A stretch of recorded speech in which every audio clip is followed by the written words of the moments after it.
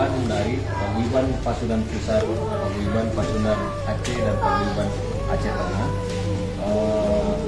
perlengkapan untuk masjid, Al-Quran dan yang lainnya kepada Bapak selaku pimpinan atau penanggung jawab di Masjid Babul Ulum Atu Singki, Kecamatan Pusip Antara.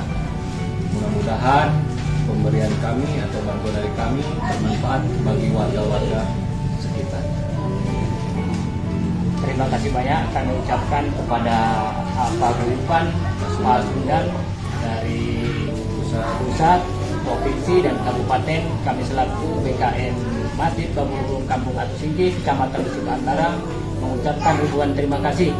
Semoga atas bantuannya menjadi manfaat bagi kami serta menjadi pahala jariah bagi muslimin yang telah mau berinfak untuk membantu kami di sini.